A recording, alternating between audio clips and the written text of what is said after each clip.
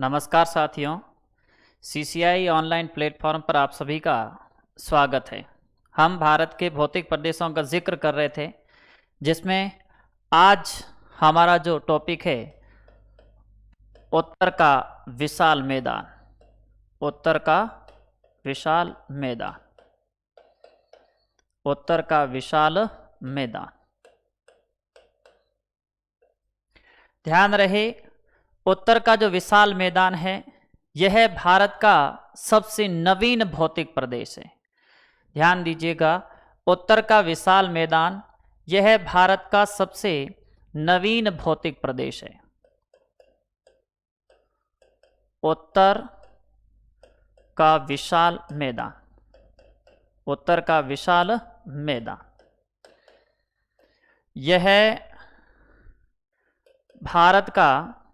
यह भारत का सबसे नवीन भौतिक प्रदेश है। यानी भारत के जितने भी जैसे भौतिक प्रदेश हमने पढ़े हैं, उनमें सबसे जो नवीन भौतिक प्रदेश कौन सा है? उत्तर का विशाल मैदान ये भारत का सबसे नवीन भौतिक प्रदेश है। और सबसे प्राचीन भौतिक प्रदेश की बात करें तो प्रायद्वीपीय पठार ये भारत का सबसे प्राचीन भौतिक प्रदेश है। उसके बाद में ध्यान दीजिएगा, इसे विशाल खेत भी कहा जाता है। विशाल खेत कहा जाता है क्योंकि ये जो उत्तर का जो विशाल मैदान है, नदियों के द्वारा लाई गई जलोढ़ मृदा से ये निर्मित मैदानी क्षेत्र है, जहां पर अत्यधिक मात्रा में कृषि का उत्पादन किया जाता है, इसलिए इसे विशाल खेत भी कहा जाता है। उसके बाद में ध्यान दीजिएगा, यहां पर सघन जनसंख्या निवास करती है। सघन जनसंख्या वाला भौतिक प्रदेश कौन सा है अपने? तो उत्तर का विशाल मैदान सघन जनसंख्या वाला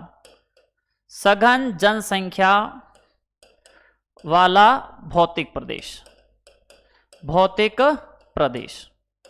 सघन जनसंख्या वाला भौतिक प्रदेश कौन सा है? उत्तर का विशाल मैदान है। ये जो उत्तर का विशाल मैदान सिंधु गंगा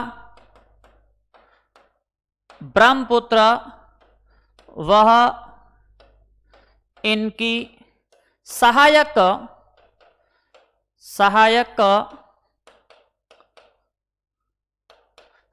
नदियों द्वारा निर्मित है।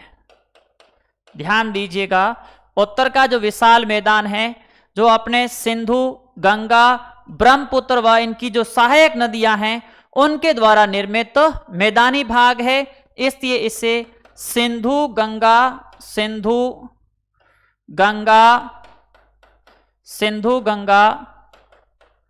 ब्रह्मपुत्र का मैदान भी कहते हैं। सिंधु गंगा ब्रह्मपुत्र का मैदान कहते हैं। ध्यान दीजिएगा, जो उत्तर का विशाल मैदान है इसे सिंधु गंगा ब्रह्मपुत्र का मैदान भी कहा जाता है। उसके बाद में ध्यान दीजिएगा, इसका जो विस्तार है, विस्तार की अगर हम बात करें तो पश्चिम में अपने सिंधु नदी और पूर्व में ब्रह्मपुत्र नदी तक इसका विस्तार है। ध्यान दीजिएगा, उत्तर के विशाल मैदान है, इनका जो विस्तार सिंधु नदी से लेकर ब्रह्मपुत्र नदी के बीच में स्थित है। उसके बाद में ध्यान दीजिएगा, इस उत्तर के विशाल मैदान के उत्तर में है, इस मैदान के इस भाग के उत्तर में हिमालय व दक्षिण में प्रायद्वीपीय पठार है।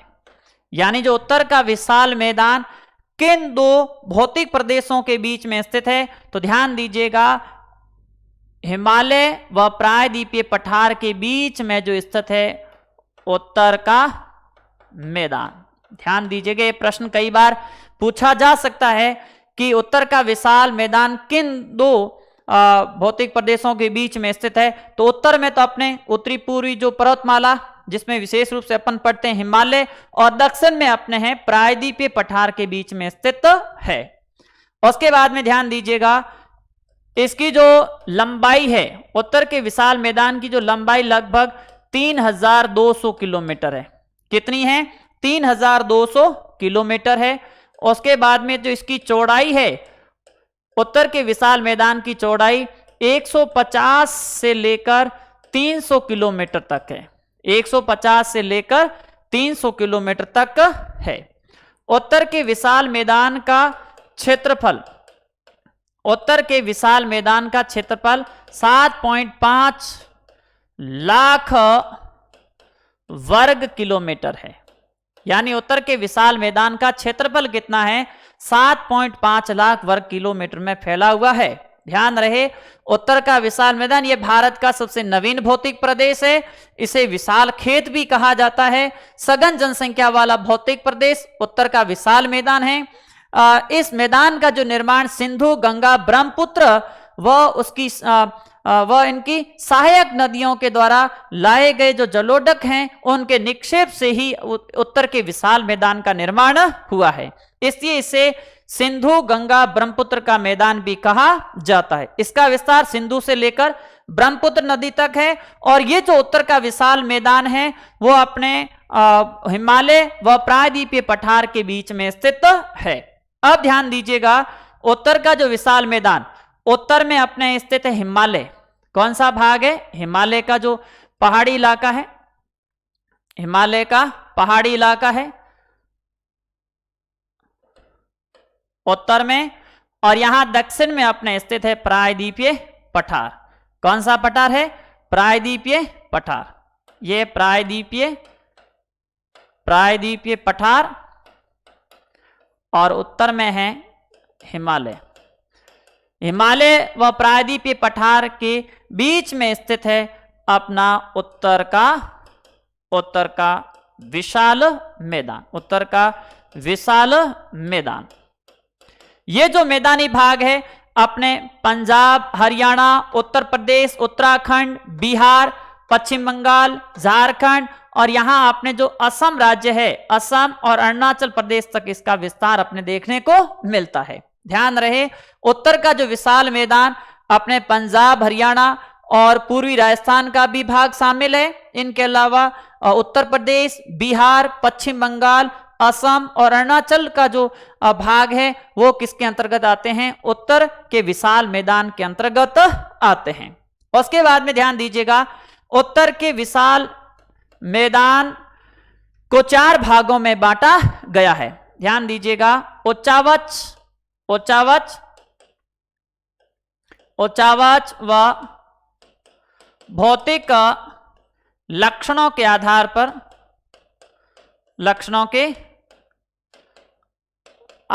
पर, इसे कितने भागों में बांटा गया है? 4 भागों में बांटा गया है। सबसे पहले ध्यान दीजिएगा, भाबर प्रदेश। दूसरा जो भाग है तराई प्रदेश। तीसरा जो भाग है बांगर प्रदेश। चौथा भाग है अपने खादर प्रदेश। उत्तर के विशाल मैदान को उच्चावच भौतिक लक्षणों के आधार पर इसे कितने भागों में बांटा गया है? 4 भागों में बांटा गया है। भाबर प्रदेश, तराई प्रदेश, बांगर प्रदेश और खादर प्रदेश। अब ध्यान दीजिएगा, यहां पर जो अपने स्थित एक पहाड़ी, जो अपने शिवालिक की पहाड़ी, यहां जो शिवालिक की पहाड़ी, ये जो पूरी पहाड़ी है, पहाड़ी इलाका, इन पहाड़ियों से कई नदियां निकलती है। जैसे सिंधु है, गंगा है, ब्रह्मपुत्र व इनकी जो सहायक नदियां हैं वो सहायक नदियां निकलती है। अब ये नदियां क्या करती है? इनके साथ में, अपने साथ में कंकड़ पत्थर बजरी, इनको साथ में लेकर आती है, इनको साथ में लेकर आती है और इनका क्या कर देती है, यहां पर जमाव कर देती है। तो ध्यान रहे, सबसे जो पहला भाग अपन पढ़ते हैं भाबर प्रदेश। कौन सा प्रदेश? भाबर, भाबर प्रदेश। ध्यान दीजिएगा, जब नदियां शिवालिक प्रदेश से आगे यहां प्रवाहित होती हुई आती है तो अपने साथ कंकड़, पत्थर और बजरी का जो ढेर है वो शिवालिक के गिरिपद में इनका क्या कर देती है, जमाव कर देती है। इनका क्या कर देती है, जमाव कर देती है। तब ये नदियां अपने दिखाई नहीं देती है। भाबर प्रदेश इस क्षेत्र में नदियां क्या करती है, ये कंकड़, पत्थर, बजरी इनका क्या कर देती है, जमाव कर देती है। ये धरातल पे हमें दिखाई नहीं देती है, विलुप्त अवस्था में बहती है। उस क्षेत्र को क्या कहते हैं, भाबर प्रदेश। ध्यान दीजिएगा, भाबर प्रदेश का जो विस्तार है अपन देखें तो सतलज नदी से भाबर प्रदेश का जो विस्तार की अगर हम बात करें, सतलज से तीस्ता नदी के बीच में स्थित है, तीस्ता नदी के मध्य। अब ध्यान दीजिएगा, आपके प्रश्न ये पूछा जाएगा कि किस प्रदेश के अंतर्गत नदियां विलुप्त अवस्था में बहती है, तो भाबर प्रदेश में नदियां विलुप्त अवस्था में बहती है, विलुप्त अवस्था में बहती है। ध्यान दीजिएगा, विलुप्त अवस्था में बहती है। भाबर प्रदेश में नदियां हैं जो हमें धरातल पे दिखाई नहीं देती है, जो ये कंकड़ पत्थर है, इनकी वजह से यहां पर ये नदियां विलुप्त अवस्था में बहती है। उसके बाद में ध्यान दीजिएगा, यहां कंकड़ पत्थर है तो खेती का काम, कृषि का कार्य संपन्न नहीं कर सकते हैं। उसके बाद में ध्यान दीजिएगा, मोस्ट इंपोर्टेंट, भाबर प्रदेश को शिवालिक का जलोढ़पंख कहते हैं। भाबर प्रदेश को शिवालिक का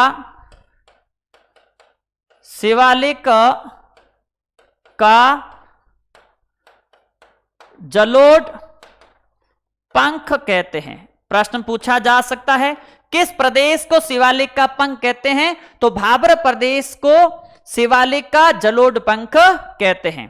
ध्यान रहे, सबसे मोस्ट इंपोर्टेंट बात कई बार अपने एग्जामों में पूछी जा चुकी है कि वह क्षेत्र कौन सा जहां पर नदियां विलुप्त अवस्था में बहती है, तो वह प्रदेश कौन सा है, भाबर प्रदेश।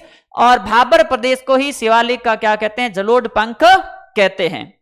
उसके बाद में जो दूसरा भाग है तराई, दूसरा भाग कौन सा है, तराई प्रदेश। कौन सा प्रदेश, तराई प्रदेश। अब ध्यान दीजिएगा, तराई प्रदेश की बात करें तो भाबर प्रदेश से आगे का जो भाग, भाबर प्रदेश के जो आगे का भाग, भाबर प्रदेश का जो आगे का भाग है, जहां यहां विलुप्त नदियां हुई थी, वो वापिस यहां धरातल पे आ जाती है, हमें दिखाई देती है। उस प्रदेश को क्या कहते हैं, तराई प्रदेश कहते हैं। यानी भाबर प्रदेश से विलुप्त नदियां वापिस पुनः धरातल पे आती है, तो उस क्षेत्र को क्या कहते हैं, तराई प्रदेश कहते हैं। ध्यान दीजिएगा, भाबर प्रदेश से विलुप्त नदियां, भाबर प्रदेश से विलुप्त नदियां तराई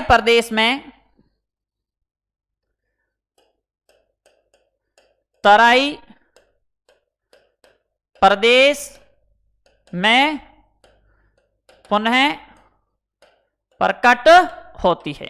ध्यान दीजिएगा, ध्यान दें कि भाबर प्रदेश की जो विलुप्त नदियां जो हमें दिखाई नहीं देती थी, लेकिन तराई प्रदेश में जो विलुप्त नदियां हैं वो उन्हें पुनः प्रकट होती, हमें दिखाई देती है। उस प्रदेश को क्या कहते हैं, तराई प्रदेश कहते हैं। इस प्रदेश, ये दलदली क्षेत्र है, दलदली क्षेत्र है। यानी कौन सा किस प्रदेश में दलदली क्षेत्र पाया जाता है, तो तराई प्रदेश में दलदली क्षेत्र है।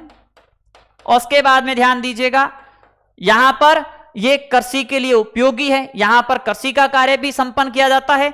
इनके अलावा यहां पर अपने जैव विविधता भी पाई जाती है। जैव विविधता यानी सर्वाधिक जैव विविधता किस प्रदेश में पाई जाती है? तराई प्रदेश में। उसके बाद में ध्यान दीजिएगा, उत्तर भारत के अधिकांश राष्ट्रीय व वन्य जीव जो अभ्यारण्य हैं किस क्षेत्र में दिखाई देते हैं? तराई प्रदेश में। ध्यान रहे, तराई प्रदेश को देखिएगा, भाबर प्रदेश में जो विलुप्त नदियां हैं वो वापस पुनः प्रकट होती है, तो उस क्षेत्र को क्या कहते हैं? तराई प्रदेश कहते हैं। और तराई प्रदेश का जो भूभाग है वो दलदली है और यह यहां पर कृषि का कार्य भी संपन्न किया जाता है। इनके अलावा यहां पर सबसे अधिक जैव विविधता भी देखने को मिलती है। इनके अलावा अपने ध्यान रहे, उत्तर भारत के अधिकांश राष्ट्रीय व वन्य जीव अभ्यारण्य किस क्षेत्र में देखने को मिलेंगे? तराई प्रदेश में देखने को मिलते हैं। नेक्स्ट ध्यान दीजिएगा, अपने खादर व बांगर प्रदेश। सबसे पहले ध्यान दें, बांगर प्रदेश। अब ध्यान दीजिएगा, जब ये नदियां तराई प्रदेश से प्रवाहित होती, बहुत सारी जो नदियां हैं, ये जो नदी जो प्रवाहित होती है, जैसे ये कोई क्षेत्र है, ये कोई भूभाग है, इस भूभाग के बीच से कोई नदी प्रवाहित होती है, कोई नदी प्रवाहित होती है। अब ये नदी जब वर्षा की ऋतु में ये नदियां अपना मार्ग परिवर्तित कर देती है, तो आसपास के इलाकों में क्या आ जाती है? बाढ़ आ जाती है। आसपास के इलाकों में क्या आ जाती है? बाढ़ आ जाती है। और आसपास के इलाकों में जो बाढ़ आती है, तब यहां पर इनके पास के क्षेत्रों में एक नवीन मृदा का परत का क्या कर देते हैं? जमाव कर देते हैं। लेकिन कुछ ऊंचा जो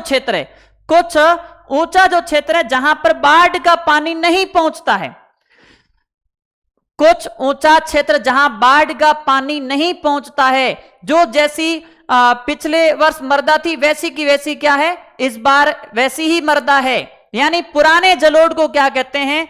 बांगर कहते हैं। ध्यान दीजिएगा, पुराने जलोढ़ को क्या कहते हैं? पुराने जलोढ़ को बांगर कहते हैं।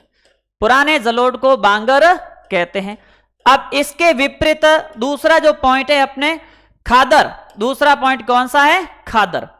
अब ध्यान दीजिएगा, जब ये नदियां प्रवाहित होती है, तो ये नदी वर्षा की ऋतु में जब बाढ़ आ जाती है, तो आसपास के क्षेत्रों में एक नवीन परत का क्या कर देते हैं? जमाव कर देते हैं। नवीन परत का क्या कर देते हैं? जमाव कर देते हैं।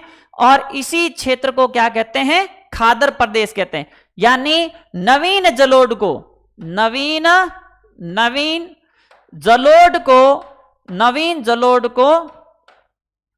खादर कहते हैं। नवीन जलोढ़ को खादर कहते हैं।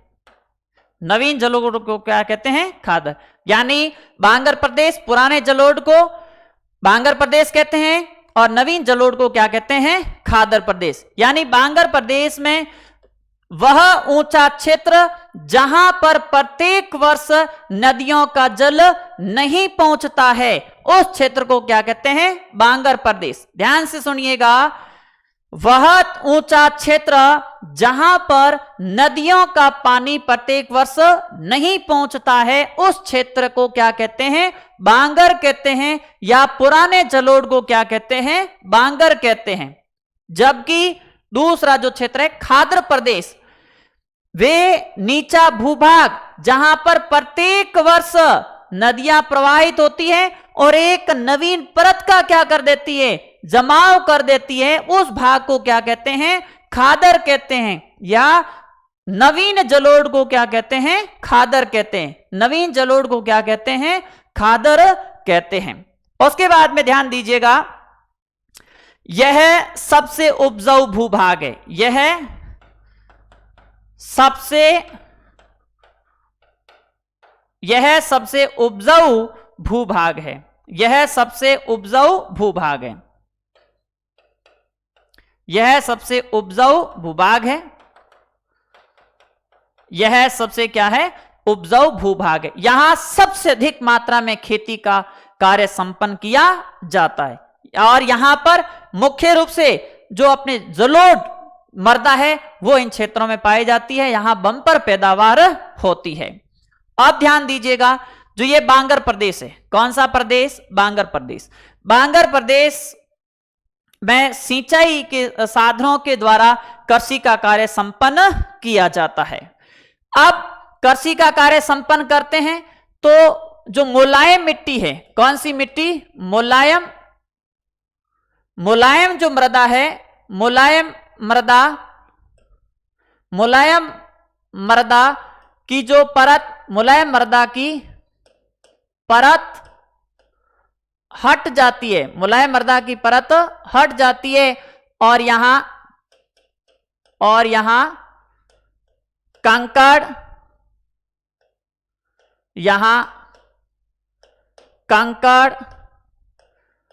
पत्थर वाला भूभाग होता है, उसे क्या कहते हैं? भूड़ कहते हैं। उसे क्या कहते हैं? भूड़ कहते हैं। यानी बांगर प्रदेशों में, किस प्रदेशों में? बांगर प्रदेशों में सिंचाई के द्वारा, किसके द्वारा? सिंचाई के द्वारा जो कहीं कहीं पर जो मुलायम मृदा की जो परत है वो हट जाती है और वहां पर कंकड़ पत्थर वाला जो भूभाग हो जाता है उसे क्या कहते हैं? भूड़ कहते हैं। क्या कहते हैं? भूड़।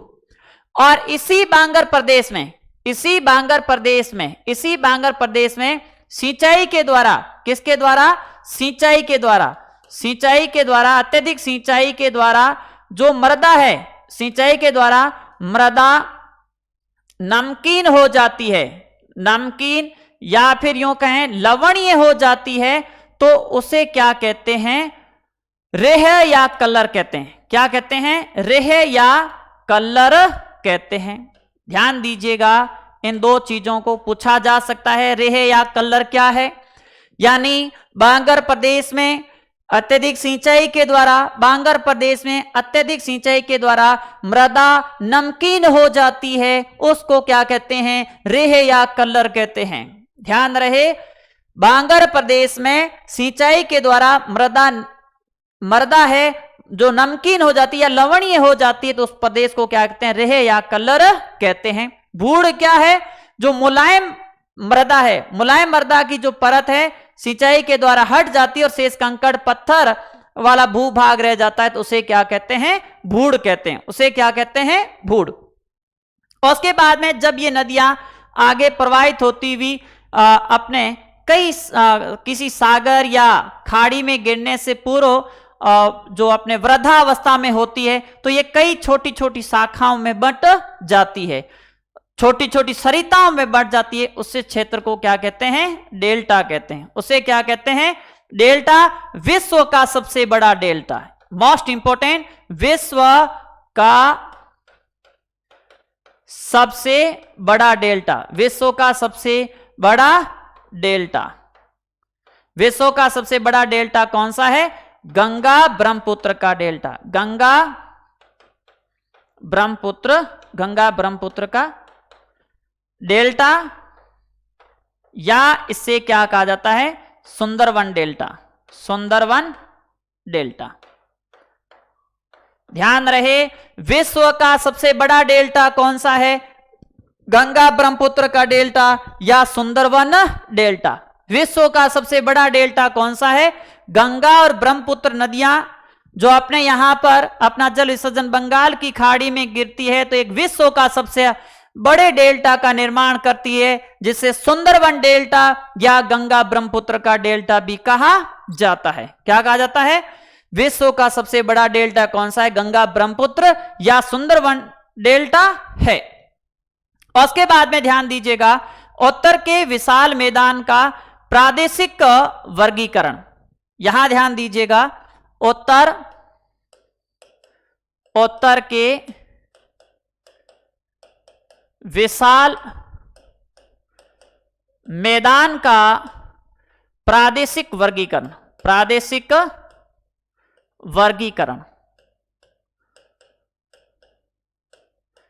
ध्यान दीजिएगा, उत्तर के विशाल मैदान के प्रादेशिक वर्गीकरण की बात करें तो सबसे पहले पंजाब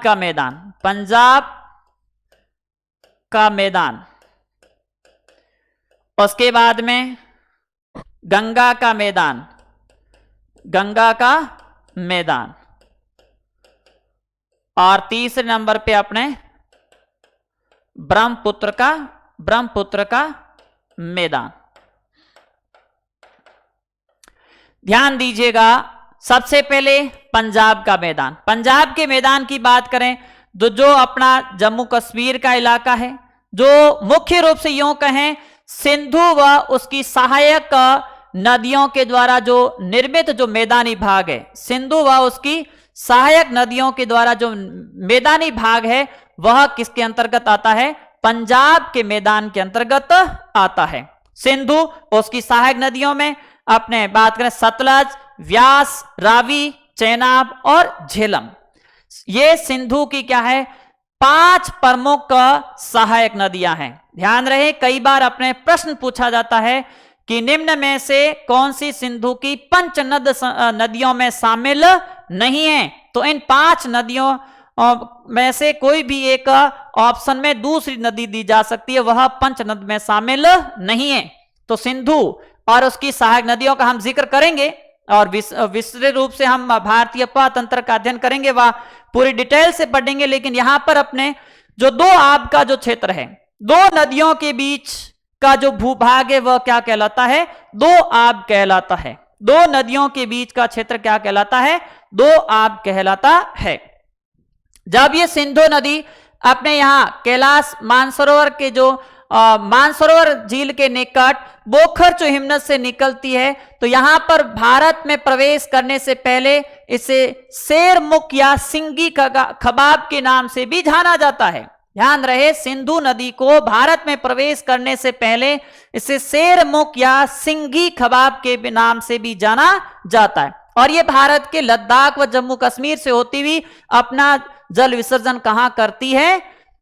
कहां करती है? अरब सागर में करती है। एक छोटा सा फॉर्मूला है, मोहन को चाहूं। किसको चाहूं? मोहन को चाहूं, यानी सिंधु नदी पर स्थित प्रमुख सभ्यताएं आएगी, इनका जिक्र हम भारतीय तंत्र पढ़ेंगे तब हम जरूर करेंगे। अब ध्यान दीजिएगा कि पंजाब के जो मैदान की बात करें तो प्रमुख यहां पर 2 आब क्षेत्र है। सबसे पहले सिंधु नदी दें, कौन सी? सिंधु नदी। उसके बाद में झेलम, उसके बाद में कौन सी नदी? झेलम। उसके बाद में अपने चेनाब,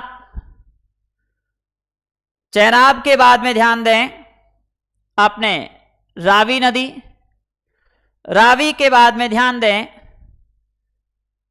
व्यास नदी, और व्यास के बाद में ध्यान दें सतलज नदी। कौन सी नदी? सतलज नदी। अब यहां पर एक प्रश्न और बन रहा है। सबसे पहले सतलज अपने सिंधु नदी, उसके बाद में यहां है झेलम नदी, झेलम, झेलम के बाद में चेनाब, चेनाब के बाद में रावी, रावी के बाद में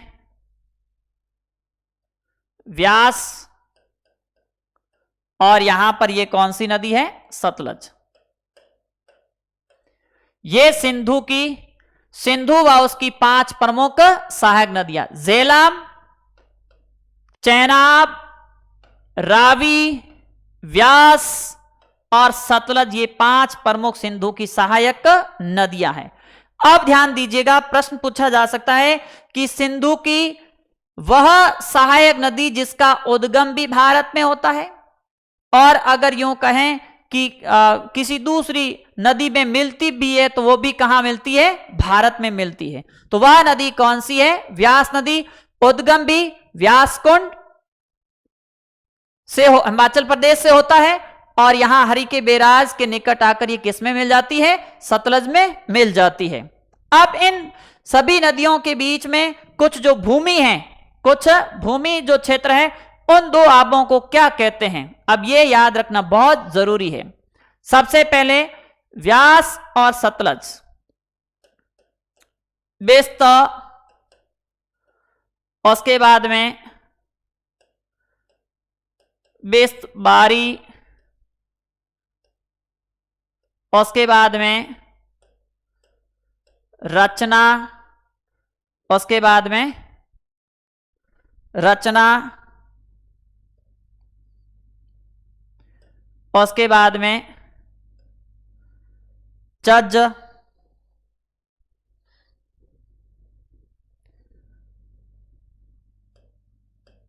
रचना, उसके बाद में चज, और उसके बाद में अपने याद रखें सिंधु सागर,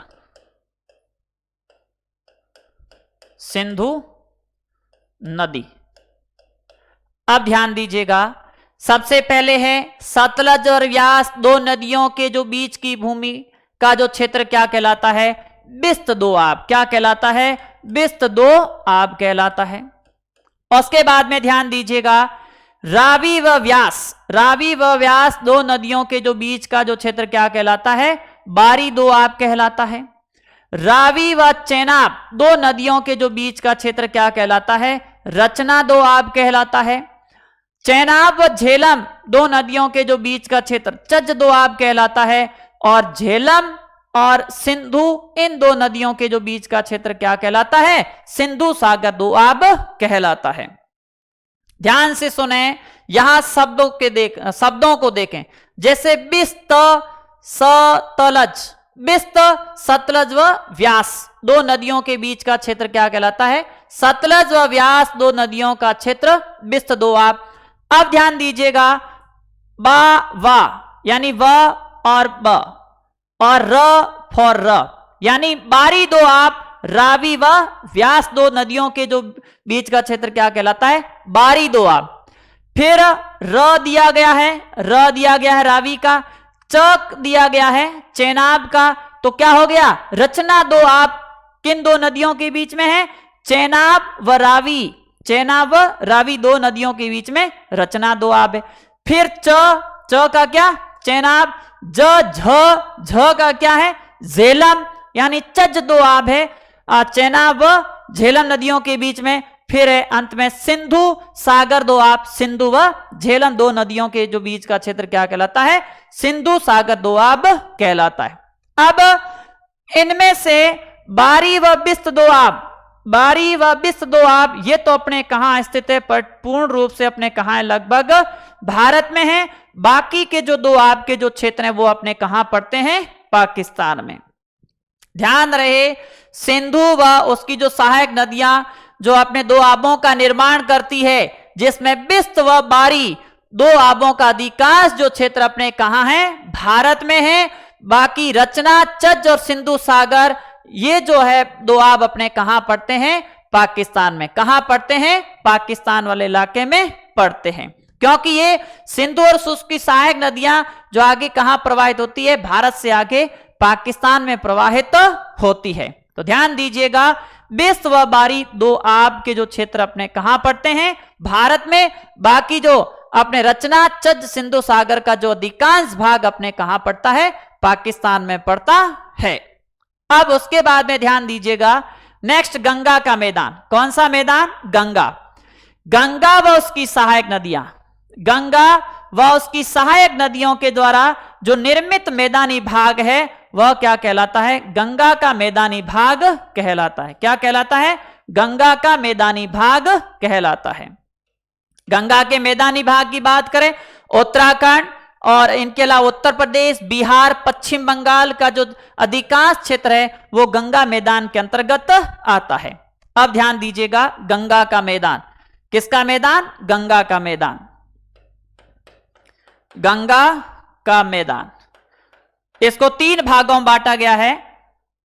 गंगा का मैदान, सबसे पहले ऊपरी गंगा, ऊपरी गंगा, उसके बाद में मध्य गंगा, उसके बाद में निचली गंगा, निचली गंगा। ऊपरी गंगा का जो ये भाग है, ऊपरी गंगा का जो मैदानी भाग है ऊपरी गंगा का जो मैदानी भाग, गंगा व यमुना का दोआब, ऊपरी गंगा के अंतर्गत गंगा व यमुना का दोआब, यानी भारत का सबसे बड़ा जो दोआब बनाने वाली नदियां कौन सी है? गंगा व यमुना का दोआब सबसे बड़ा दोआब है, गंगा यमुना का दोआब। उसके बाद में रुहेलखंड और अवध का जो क्षेत्र है वो इसी ऊपरी गंगा के अंतर्गत आता है। सबसे पहले रुहेलखंड, उसके बाद में अवध का मैदान,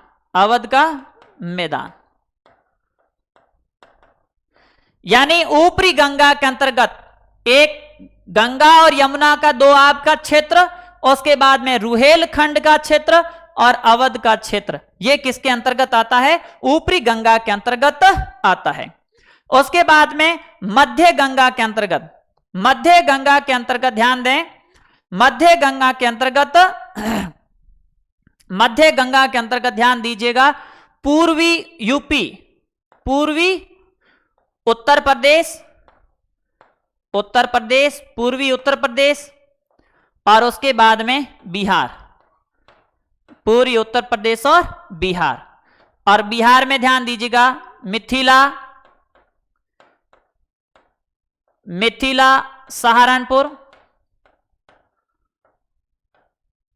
सहारनपुर का जो नगर है वो किसके अंतर्गत आता है? मध्य गंगा के अंतर्गत आता है। और निचली गंगा के अंतर्गत ध्यान दें अपने पश्चिम बंगाल। ध्यान रहे ये जो भाग है, ये इतना सा जो क्षेत्र है, ये किसके अंतर्गत आता है? ऊपरी गंगा के अंतर्गत। विशेष रूप से देखिएगा, गंगा यमुना का दोआब, रुहेलखंड का क्षेत्र और अवध का भाग, ये अपने ऊपरी गंगा के अंतर्गत आते हैं। और मध्य गंगा में उत्तर प्रदेश का पूर्वी भाग और जो बिहार, उत्तर प्रदेश का पूर्वी भाग और बिहार का जो क्षेत्र है वो किसके अंतर्गत आता है? मध्य गंगा के अंतर्गत आता है। और निचली गंगा की बात करें तो ये अपने पश्चिम बंगाल, जो किसके अंतर्गत आता है? निचली गंगा के अंतर्गत आता है। कौन सा भाग? पश्चिम बंगाल निचली गंगा के अंतर्गत आता है। अब तीसरा जो मैदानी भाग है, ब्रह्मपुत्र का मैदान। कौन सा? ब्रह्मपुत्र का मैदान। अब ध्यान दीजिएगा, ब्रह्मपुत्र नदी का जो उद्गम अपने होता है, ब्रह्मपुत्र नदी का उद्गम चेमायुंगडुंग हिमनद से होता है। ये भारत से पहले सांगपो के नाम से जानी जाती है। भारत के अरुणाचल प्रदेश से ये प्रवेश करती है। अरुणाचल प्रदेश और असम, मेन दो राज्य याद करें, अरुणाचल प्रदेश व असम राज्यों में बहती हुई बांग्लादेश में इसे क्या कहते हैं? जमुना कहते हैं। फिर गंगा के साथ में मिलकर ये अपना जल विसर्जन कहां कर देती है? बंगाल की खाड़ी में करती है। अब इस जो ब्रह्मपुत्र का जो मैदानी भाग है, इसके अंतर्गत मुख्य रूप से जो अरुणाचल प्रदेश और उसके बाद में असम का जो प्रदेश भाग है वो अपने शामिल होता है। अब ध्यान दीजिएगा, इस नदी के बीच में बहुत सारे द्वीप भी देखने को मिलते हैं। और यहां पर एक मोस्ट इंपोर्टेंट द्वीप है जिसका नाम है मांजुली द्वीप। कौन सा द्वीप? मांजुली द्वीप। ध्यान रहे, यह विश्व का सबसे बड़ा नदीय द्वीप है। विश्व का सबसे बड़ा नदीय द्वीप कौन सा है? मांजुली। विश्व का सबसे बड़ा द्वीप कौन सा है? मांजुली। और किस नदी पे है? नदी पूछी जाए तो अपने कौन सी नदी है? ब्रह्मपुत्र। कौन सी नदी है? ब्रह्मपुत्र। और अगर राज्य पूछा जाए कि किस राज्य में स्थित है मांजुली द्वीप, याद रखें असम राज्य में। किस राज्य में स्थित है? असम राज्य में। ध्यान रहे, ये मांजुली असम का 35वां जिला भी है, यानी भारत का एकमात्र द्वीपीय जिला कौन सा है? मांजुली। ध्यान दीजिएगा, भारत का एकमात्र द्वीपीय जिला कौन सा है? मांजुली द्वीप भारत का एकमात्र द्वीपीय जिला है। किस राज्य का जिला है? असम राज्य का जिला है। और मांजुली द्वीप किस राज्य में है? असम राज्य में स्थित है। किस नदी पर है? ब्रह्मपुत्र नदी पर स्थित है। और यह विश्व का सबसे बड़ा नदीय द्वीप है। यह विश्व का सबसे बड़ा नदीय द्वीप है। धन्यवाद।